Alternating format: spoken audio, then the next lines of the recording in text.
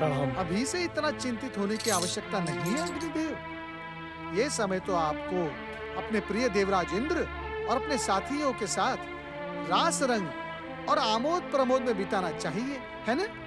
यदि मुझसे कोई भूल हो गई हो तो क्षमा करें देव ऋषि, परंतु इस प्रकार व्यंग न करें। नारायण नारायण। अग्निदेव, यदि सत्य कहना व्यंग है तो ठीक है, मैं कुछ नहीं कहूंगा। नारायण नारायण। परंतु इतना अवश्य कहूंगा कि स्वर्ग के प्रति आपकी निष्ठा नारायण नारायण, धन्य है धन्य।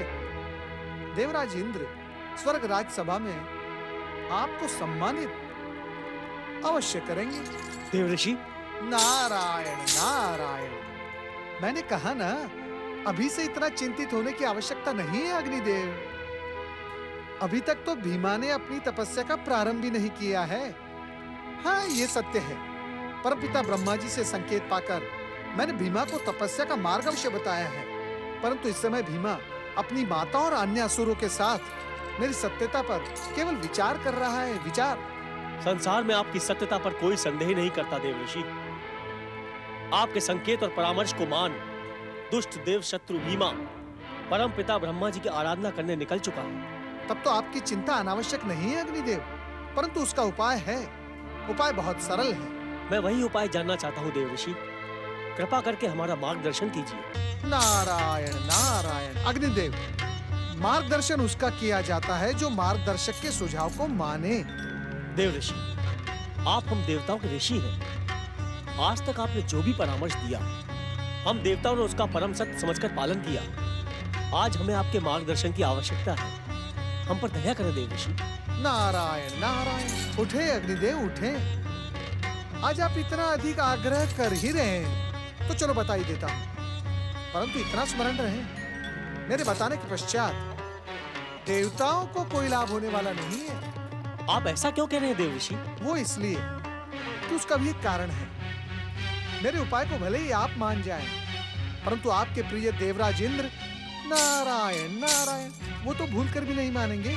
मानेंगे, अवश्य मानेंगे। स्वर्ग का संकट टालने वाला उपाय सुनकर देवराज प्रसन्न हो जाएंगे। वे कठिन से कठिन परीक्षा देने को प्रस्तुत हो जाएंगे। नारायण नारायण। अग्निदेव, मैंने पहले भी कहा आपसे कि उपाय बहुत सरल है।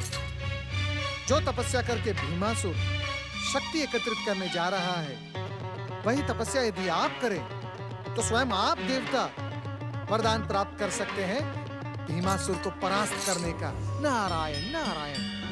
परंतु सावधान अग्निदेव, तपस्या करके वरदान पाने के लिए आप देवताओं के भीतर भीमासुर के समान दृढ़ इच्छा शक्ति होनी चाहिए।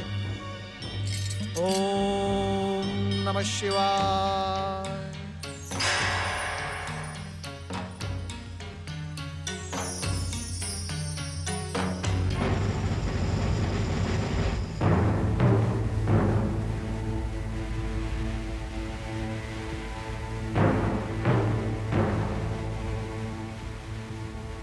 हे सृष्टि के रचनाकार ब्रह्मदेव, मैं अपनी माता करकटी, राक्षस मित्रों और चोटी वाले साधु नारद मुनि के परामर्श पर वरदानी शक्ति पाने की मनोकामना से आपकी तपस्या प्रारंभ कर रहा हूं। मेरी मनोकामना शीघ्र ही पूरी करे ब्रह्मदेव। ओम ब्रह्मणे नमः। ओम ब्रह्मणे नमः। ओम ब्रह्मणे नमः। ओम ब्रह्मणे नमः। ओम ब्रह्मणे नमः। ओम ब्रह्मणे नमः। ओम ब्रह्मणे नमः। ओम ब्रह्मणे नमः। ओम ब्रह्मणे नमः। वो देखिए देवराज। ओम ब्रह्मणे नमः। ये सब देवर्षि नारद की कुटिलता का ही परिणाम है। देवताओं के ऋषि होने का ढोंग करने वाले देवर्षि नारद ने ही इसे ब्रह्मदेव की आराधना का परामर्श दिया है। देवराज, मुझे तो ये भीमासुर अपने पिता कुंभकर्ण के समान वीर और पराक्रमी दिखाई दे रहा है। याद करें देवराज, जब इसके पिता कुंभकर्ण को ब्रह्मदेव वरदान देने पधारे थे, तब हमने देवी सरस्वती को प्रसन्न करके कुंभकर्ण को भ्रमित करवा दिया था।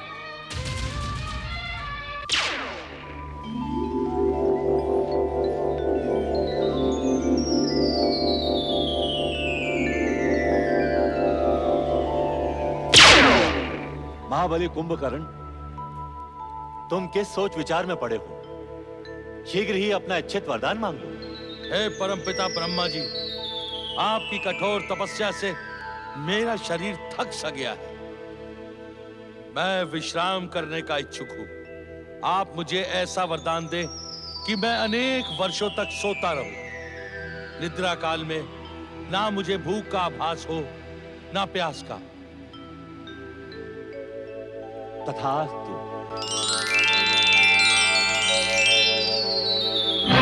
परंतु बार बार ऐसा करना संभव नहीं है। ब्रह्मदेव हम पर रुष्ट भी हो सकते हैं, हमें अपनी सात्विक शक्ति से शापित और बहिष्कृत भी कर सकते हैं। आप ठीक कहते हैं देवराज, हमें इस दुष्ट देव शत्रु को रोकने का कोई और उपाय सोचना होगा। यदि ये भयानक असुर ब्रह्मदेव से वरदान प्राप्त करने में सफल हो गया तो हम देवताओं की सुख शांति भंग हो जाएगी। उचित तो यही होगा देवराज कि हम इसकी तपस्या भंग करने का कोई उपाय सोचें। सोचना क्या है अग्निदेव, हम अपनी दिव्य शक्ति से इसे यमलोक पहुंचा देंगे। न रहेगा बांस, न बजेगी बांसुरी। जब ये दुष्ट स्वयं ही जीवित नहीं रहेगा तो स्वर्ग पर संकट कैसा? अभी तो इसने तपस्या प्रारंभ की है, केवल देव ऋषि को ही इसकी तपस्या का ज्ञान है। यदि हम इसका वध कर दें तो किसी को कोई आपत्ति नहीं होगी। आप किस सोच में पड़े हैं देवराज? यदि हमारे विचारों से सहमत हो तो आज्ञा दें, हम अभी अपनी दिव्य शक्ति से इस दुष्ट को यमलोक पहुंचा देते हैं। अभी नहीं अग्निदेव, अभी नहीं। इस देव शत्रु को यमलोक पहुंचाने के लिए हमें दिन के उजाले का नहीं, रात के अंधेरे का प्रयोग करना होगा। ऐसे हम इस पर प्रहार करेंगे जिससे यह प्रतीत हो कि किसी हिंसक पशु ने इसे अपना आखेट बना लिया।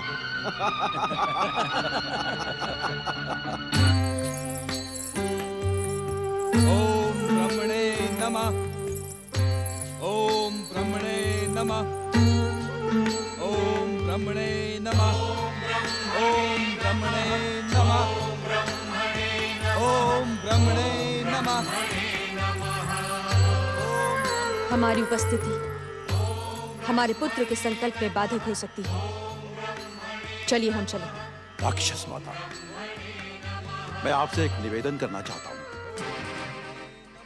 तुम्हारा निवेदन हमारे पुत्र के संबंध में है अथवा हमारे संकल्प के? दैत्य माता, हमारा निवेदन राक्षस राज भीमासुर की तपस्या के संबंध में है। तो आज्ञा की आवश्यकता नहीं है, शीघ्र कहो जो कहना है। दैत्य माता, भीमासुर की तपस्या का आज पहला दिन है। अभी और न जाने कितने दिन, मास अथवा वर्ष इस तपस्या को सफल होने में लगेंगे। तुम कहना क्या चाहते हो? मैं यही कहना चाहता हूं दैत्य माता कि तपस्या के समय हमें राक्षस राज भीमासुर को अकेला नहीं छोड़ना चाहिए। अवसर का लाभ उठाकर हमारे शत्रु दैत्यराज को हानि पहुंचा सकते हैं। अभी हमारे शत्रुओं में इतना साहस नहीं है कि वो तब कर तुम्हें भीमा पर प्रहार कर सके। यदि उन्होंने ऐसा किया तो मेरा श्राप उन्हें सदा सदा के लिए मृत्यु की नींद में सुला देगा। क्षमा करें दैत्य माता, यदि दैत्य शत्रु देवता अथवा हमारे अन्य शत्रु भीमासुर को हानि पहुंचाने में सफल हो गए तो हमारा संकल्प, हमारा प्रतिशोध और हमारा अभियान सदा सदा के लिए असफल हो जाएगा। इन सब परिस्थितियों से बचने के लिए हमें कोई ना कोई उपाय अवश्य करना पड़ेगा माता। किसी उपाय की कोई आवश्यकता नहीं है। इतना तो मैं भी जानती हूँ कि तप करने वाले व्यक्ति की रक्षा उसकी तप शक्ति करती है। करती है राक्षस माता, अवश्य करती है, परंतु तब जब तपस्वी की तपस्या सफलता की सीमा तक पहुंच चुकी हो। दैत्य माता, आपको सावधान करना मेरा कर्तव्य है। छलिया विष्णु और दुष्ट देवताओं पर विश्वास नहीं किया जा सकता माता। अर्थात विष्णु ने वामन अवतार धारण करके महान असुर सम्राट बलि को छला था और छल से ही समुद्र मंथन के समय इसी विष्णु ने असुर सेनापति राहु का मस्तक काट डाला था। दैत्य माता, हमें दुष्ट देवताओं पर विश्वास नहीं करना चाहिए माता। मुझे इनकी बातें तत्सम्मत लगती हैं। वीरों, अब भीमासुर की सुरक्षा का उत्तरदायित्व तुम सब पर है। भीमासुर पर संकट का अर्थ होगा राक्षस जाति पर संकट। अतः सावधान होकर भीमासुर की सुरक्षा में लग जाओ। जो आज्ञा राक्षस माता, चलो।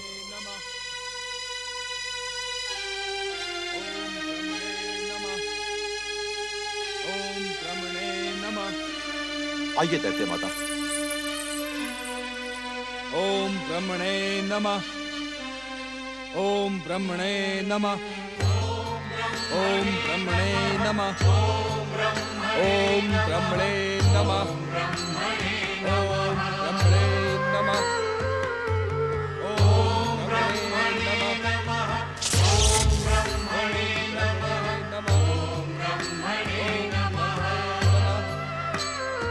ब्रह्मणे नमः। इससे अच्छा अवसर हमें नहीं मिलेगा देवराज। इस दुष्ट देव शत्रु को यमलोक पहुंचाने की आज्ञा प्रदान करें। वरुण देव, इसमें आज्ञा की कोई आवश्यकता नहीं है। शीघ्र ही इस देव शत्रु को दंडित करें।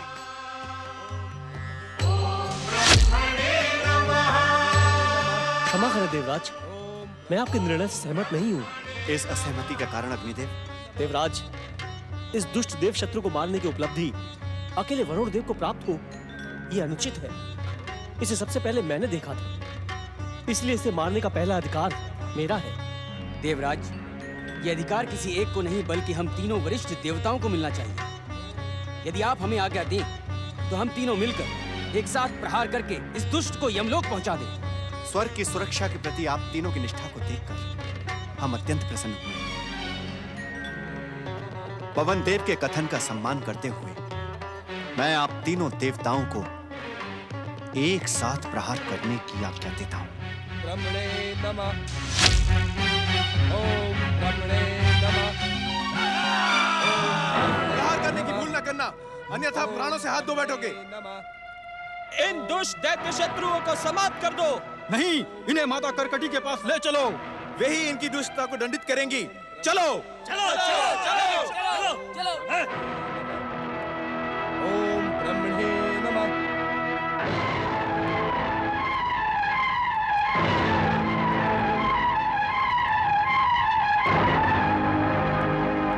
राक्षस माता करकटी की जय हो।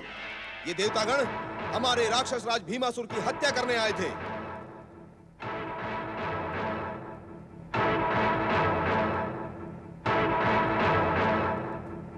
तुम में से देवताओं का राजा इंद्र कौन है? मौन क्यों हो? मेरी बात का उत्तर दो। यदि मेरी बात का उत्तर नहीं दिया तो ये वीर असुर तुम्हें खौलते हुए तेल में डाल देंगे। देवराज, हमें अदृश्य हो जाना चाहिए, अन्यथा ये दुष्टा हमारी कीर्ति को नष्ट कर डालेगी। हम अपमानित होकर रह जाएंगे। ये कान में क्या बातें हो रही हैं? मेरे प्रश्न का उत्तर दो।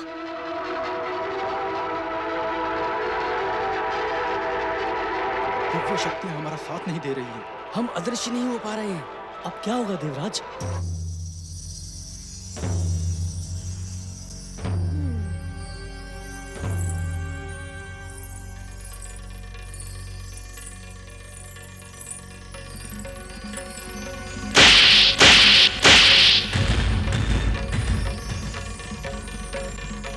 अच्छा, तो तुम हो देवराज इंद्र।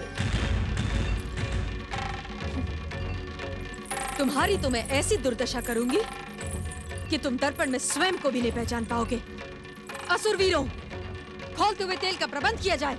जो आज्ञा दैत्य माता।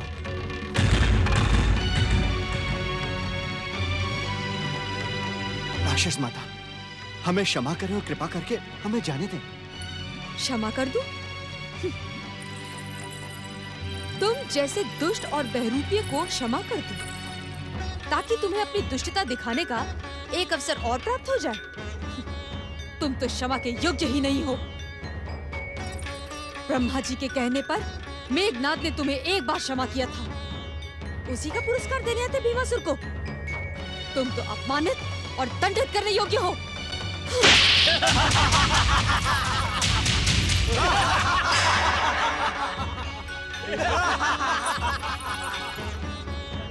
नारायण नारायण।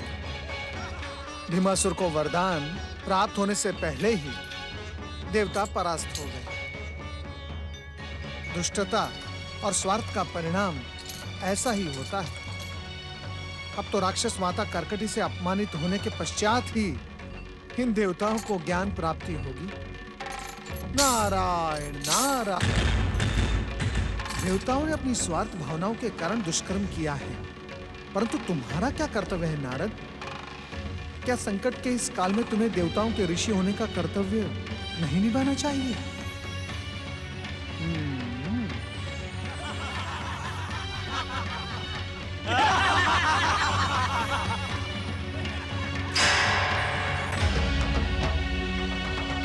दैत्य माता की जय हो।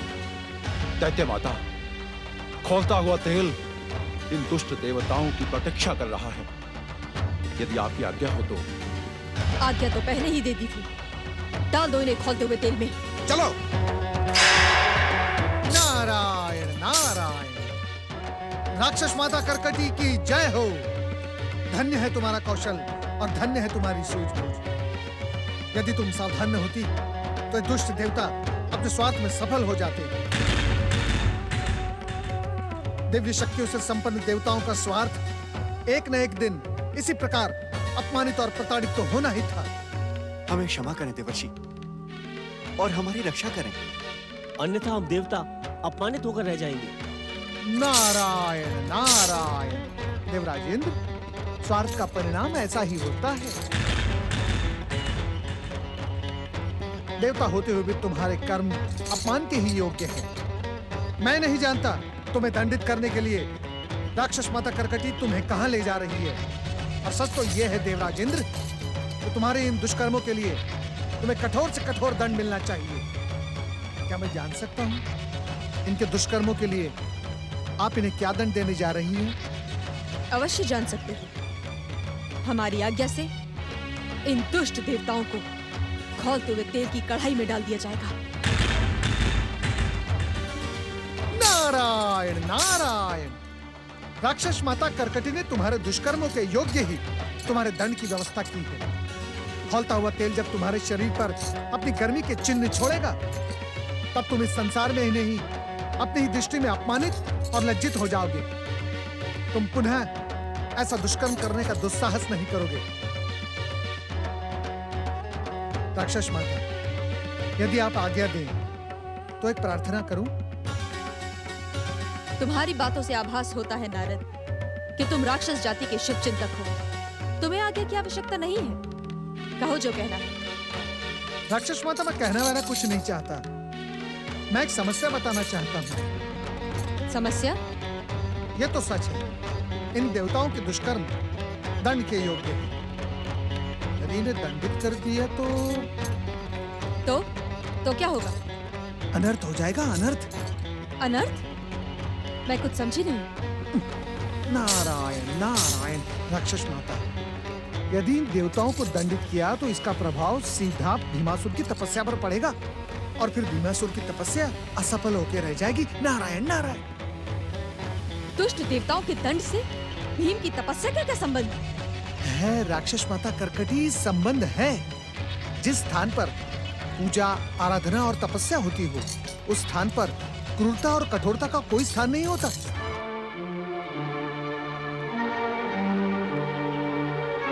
राक्षस माता, यदि देवता इस स्थान पर दंडित हुए तो परमपिता ब्रह्मा जी इस स्थान पर भीमासुर को वरदान देने कभी नहीं आएंगे। नारायण नारायण। इसमें क्या समस्या है?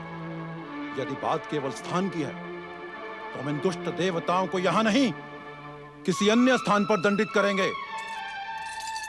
सोचोगे तो उतना ही जितनी तुम्हारे पास बुद्धि है। नारायण नारायण। किस सोच में पड़ गए नारद? नहीं नहीं राक्षस माता कर्कटी, मैं तो विचार कर रहा हूँ कि इन दुष्ट देवताओं को यदि किसी और स्थान पर ले जाकर दंडित किया जाए तो क्या कहता है तुम्हारा विचार? नारायण नारायण।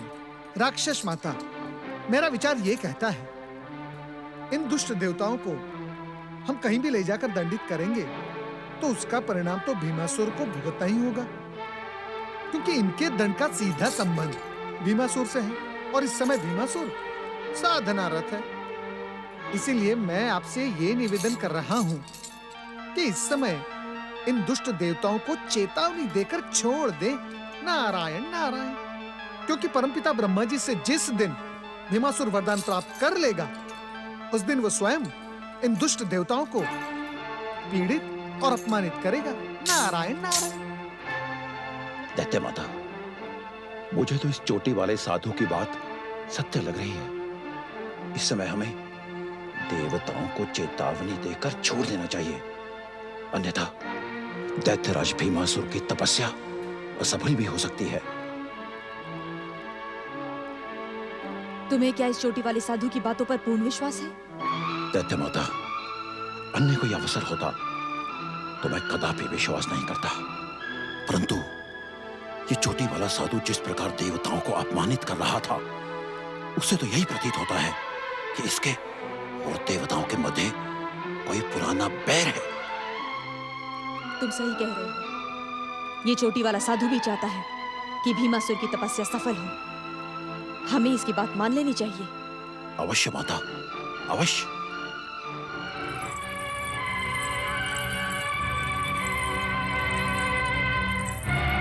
दुष्ट देवताओं, इस चोटी वाले साधु के कहने पर हम तुम्हें दंडित किए बिना छोड़ रहे हैं।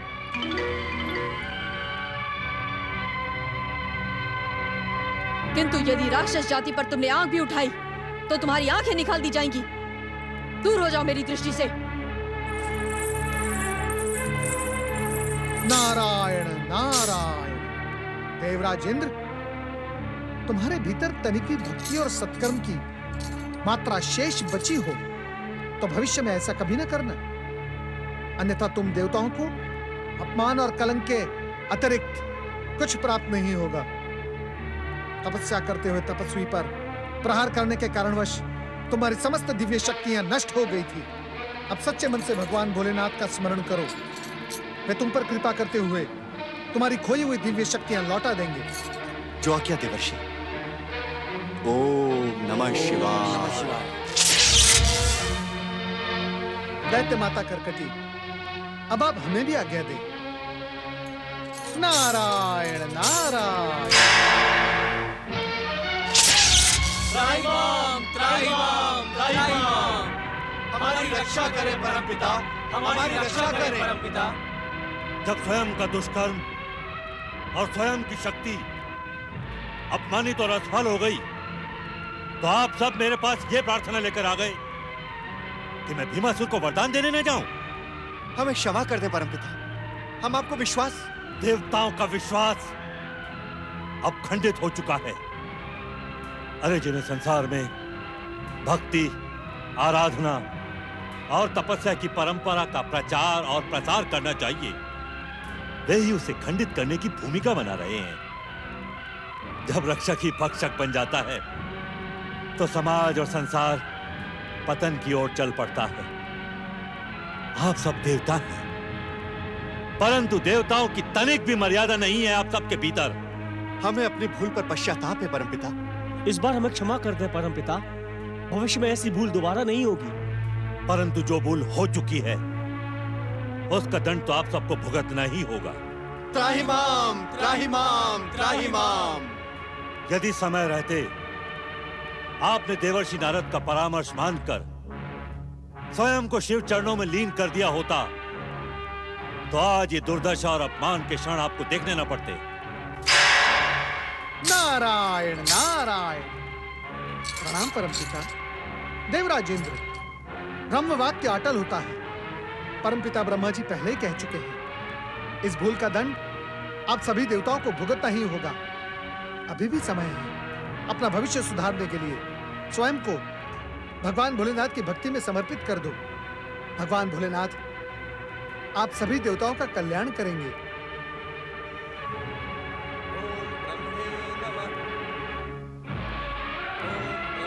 परमपिता, मैं यही प्रार्थना लेकर ब्रह्मलोक में उपस्थित हुआ हूं कि आप कुंभकर्ण पुत्र राक्षस राज भीमासुर की पुकार को सफल करें। परमपिता, भीमासुर की प्रतीक्षा पूरी हो चुकी है।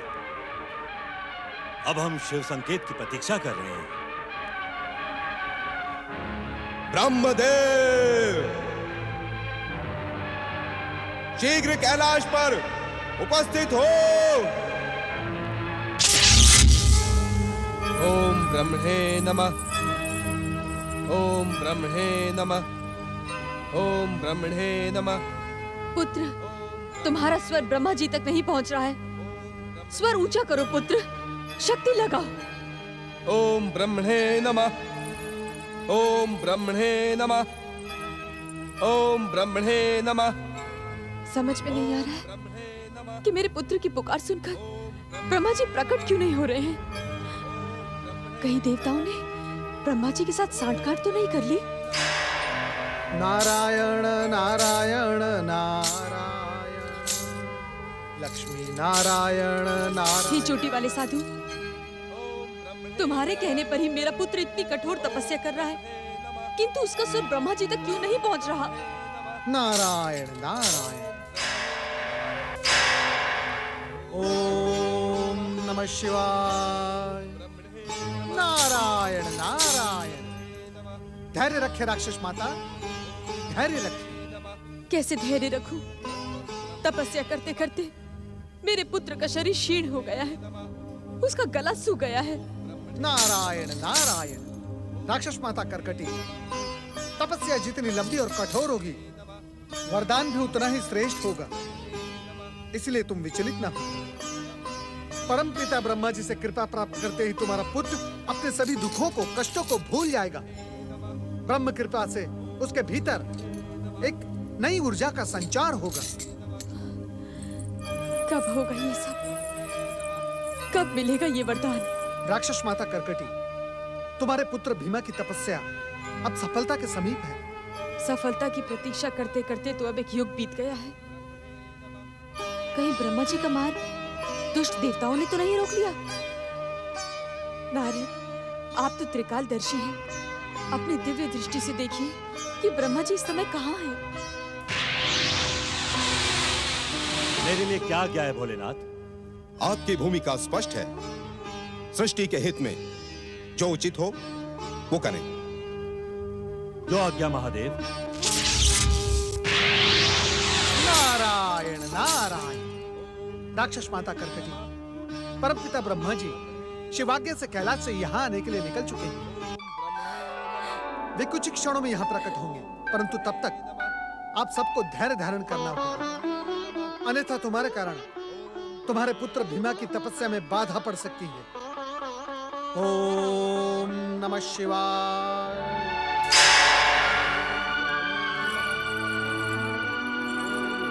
दैत्य माता, हमारे यहाँ रहने से दैत्यराज भीमासुर की तपस्या में बाधा पड़ सकती है। ठीक है, हम यहाँ से हट जाते हैं।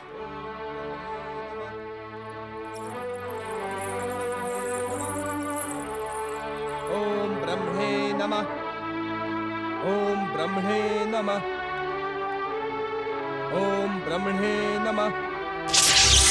ओम ब्रह्मणे नमः। भीमासुर, ओम ब्रह्मणे नमः। कौन हो तुम? ब्रह्मणे और यहाँ क्यों आए हो? असुरों, ओम ब्रह्मणे नमः। तुमने धैर्य और सावधानी से ओम ब्रह्मणे नमः। भीमासुर की सुरक्षा की है, ब्रह्मणे नमः। ओम ब्रह्मणे परंतु हमें घेरना तुम्हारा ज्ञान है।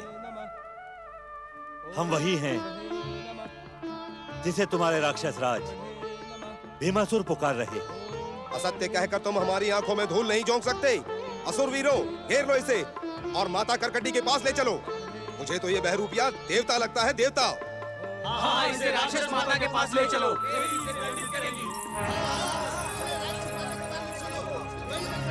ये क्या हो रहा है रक्तांबरी? ये कैसा कोलाहल है? आइए, अज्ञानी असुरों, तुम्हारा ज्ञान मुझे पहचान नहीं पा रहा, परंतु राक्षस राज भीमासुर की भक्ति और आराधना मुझे अवश्य पहचान लेगी। कैसा कोलाहल है ये? राक्षस माता करकटी की, राक्षस माता करकटी की, राक्षस माता करकटी की।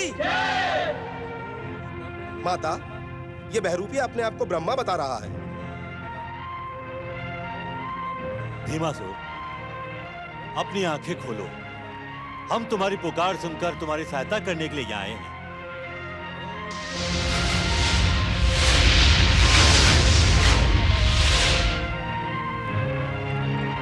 ब्रह्मदेव, ब्रह्मदेव आप?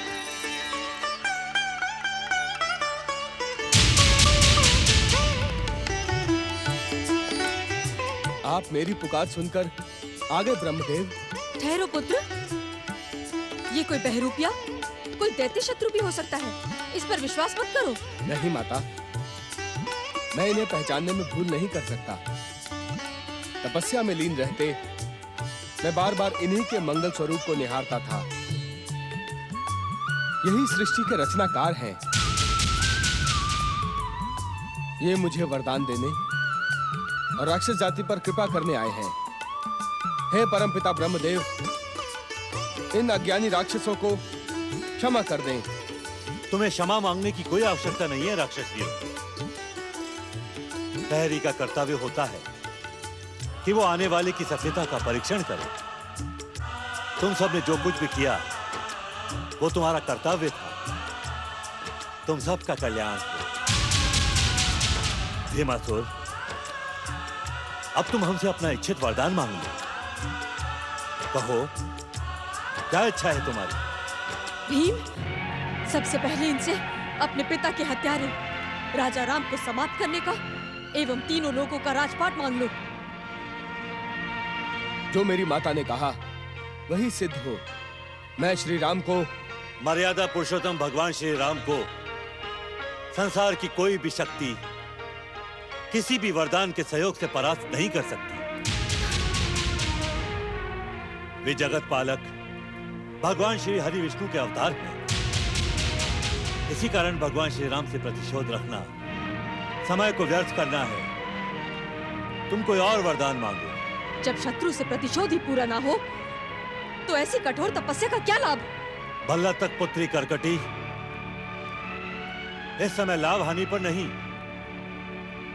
बल्कि वरदान की उपयोगिता पर विचार करो। और वैसे भी विचार करने का अधिकार तुम्हारा नहीं, तुम्हारे पुत्र भीमासुर का है। कारण ये कि मेरी आराधना और कठोर तपस्या भीमासुर ने की है, तुमने नहीं। मेरा पुत्र वही कहेगा जो मैं कहूंगी। भीम, कह दो इनसे कि श्री राम की पराजय के सिवा हमें और कोई वरदान नहीं चाहिए। जाने दो इन्हें। यदि तुम अपनी माता की बात से सहमत हो तो हम इसी समय प्रस्थान करते हैं। ठहरे ब्रह्मदेव, ठहरे। मेरी तपस्या को व्यर्थ करके ना जाएं। ये तुम क्या कह रहे हो भीम? अपना प्रतिशोध पूरा करने के सिवा हमें और कोई वरदान नहीं चाहिए। जाने दो इन्हें। नहीं माता, नहीं। तपस्या तुमने नहीं, हमने की है। यदि मैं ब्रह्मा के वरदान से तीनों लोकों का सम्राट बन गया तो मैं अपने शत्रुओं को कुचल कर रख दूंगा। फिर चाहे वो दुष्ट शत्रु देवता हो अथवा जगत पालक श्री हरि विष्णु। हे परमपिता ब्रह्मदेव, मुझे तीनों लोकों के साम्राज्य के साथ ऐसी शक्ति का वरदान दे जिसकी कभी किसी के साथ तुलना न की जा सके, जो अतुलनीय हो, जो अपराजित हो। हम तुम्हारी इच्छा पूरी कर सकते हैं भीमासुर, यदि तुम हमें एक वचन दो। कहें ब्रह्मदेव। हमारी वरदानी शक्ति से तुम अतुलनीय शक्ति संपन्न बनोगे और तीनों लोकों पर तुम्हारा अधिकार होगा। परंतु यदि तुमने शिव भक्तों को सताया तो भगवान शिव शंकर के हाथों तुम्हारी मृत्यु निश्चित है। पुत्र की मृत्यु निश्चित करने वाला वरदान हमें नहीं चाहिए। भीम, इन्हें जाने के लिए कह दो। मैं तुमसे पहले भी कह चुका हूं माता, कुछ समय के लिए शांत हो जाओ। मैं आपकी चेतावनी याद रखूंगा ब्रह्मदेव। हम तुम्हारी मनोकामना पूरी करते हैं।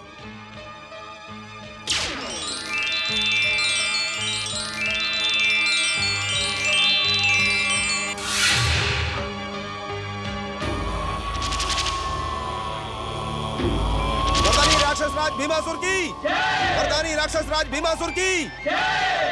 मेरी चेतावनी का ध्यान रखना भीमासुर। शिव कृपा से जिस राक्षस कुल में तुमने जन्म लिया है, वे प्रारंभ से भगवान शिव को अपना आराध्य मानते हैं। यदि तुमने शिव भक्तों को सताया तो शिव शंकर तुम्हें कभी क्षमा नहीं करेंगे। तुम सबका कल्याण।